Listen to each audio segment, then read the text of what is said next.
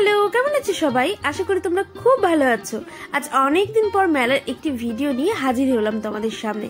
হাওড়া জেলার সবথেকে বড় রাসমেলা হচ্ছে উলুবেড়িয়ার রাসমেলা। এই উলুবেড়িয়ার রাসমেলা তোমরা কিভাবে আসবে?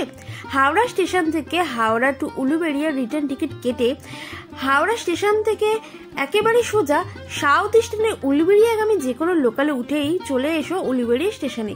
সেখান থেকে 10 টাকা দিয়ে টোটো ধরেই চলে আসো উলুবেড়িয়া কালী মন্দিরে। ওই কালীবাড়ির সংলগ্ন সমস্ত এলাকা জুড়েই উলুবেড়িয়া রাসমেলা শুরু হয়েছে।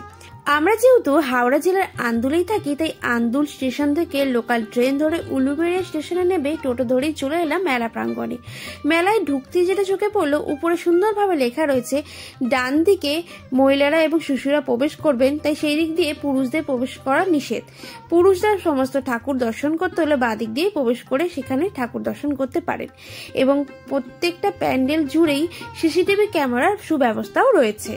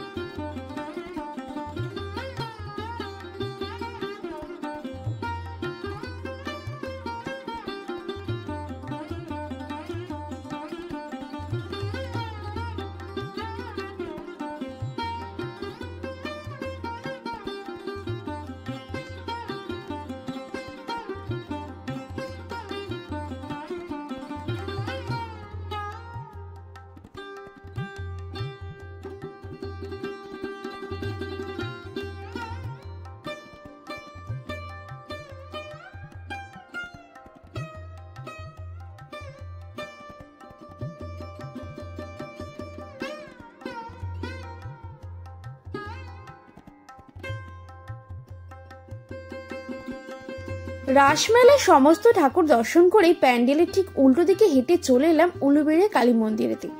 মেলা উপলক্ষে লাইট দিয়ে বেশ সুন্দরভাবে মন্দিরগুলো সুসজ্জিত করে সাজিয়ে তুলেছে। সেখানে পুজো হচ্ছে এবং ভক্তের অনেক ভিড় দেখলাম। মা কালী, জগন্নাথ, বলভদ্র, সুভদ্রা, গৌর নিতাই, শিবশম্ভু ও রাধাকৃষ্ণ দর্শন করে চলে এলাম মেলা প্রাঙ্গণে।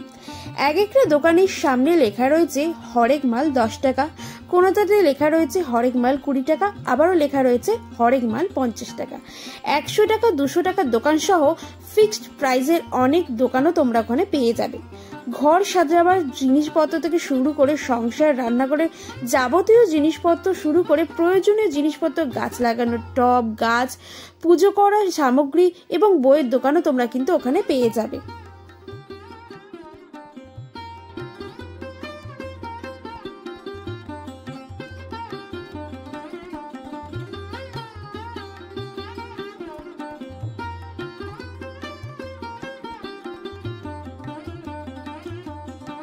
মেলায় ঘুরতে ঘুরতে ছোট্ট একটা চাবি রিং এর দোকানের সামনে দাঁড়ালাম। সেখানে বিভিন্ন ধরনের প্রচুর সুন্দর সুন্দর চাবি রিং বিক্রি হচ্ছিল, যার দাম 10 টাকা, 20 টাকা, 30 টাকা, 50 টাকারও ছিল। কি হোল্ডারও ছিল সেখানে। এছাড়া নিজেদের নাম অনুযায়ী কাঠের চাবির রিংও তোমরা বানিয়ে নিতে পারো, সেটা 50 টাকা দাম নিচ্ছিল। ঘুরতে ঘুরতে আমরা গোপাল ঠাকুরের জন্য একটা ছোট্ট জলের ফিল্টার বোতল দেখলাম, যেটা খুবই কিউট লাগলো। এর দাম পড়েছিল 50 টাকা। এছাড়া 10 টাকা স্টলে গিয়ে আমি কিনেছিলাম ক্লিপ, এছাড়া চিরুনি, চুবড়ি, বিভিন্ন ধরনের জিনিস সব 10 টাকা 20 টাকা পাওয়া যাচ্ছিল। এই আয়না স্টলে গিয়েও দেখলাম 10 টাকা থেকে শুরু করে বিভিন্ন প্রাইজেরও আয়না তোমরা কিন্তু এখানে পেয়ে যাবে।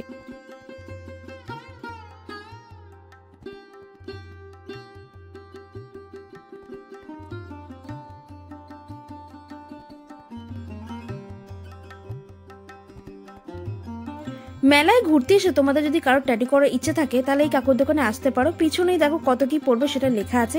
এছাড়াও এই মেলায় যেসব দোলনাগুলো আমরা চড়ে থাকি বা চেপে থাকি সেই দোলনাগুলোর প্রাইস আমি ওপরে মেনশন করে দিয়েছি। প্রত্যেকটা দোলনার কত কি দাম পড়ছে সেগুলো চাইলে তোমরা দেখে নিতে পারো।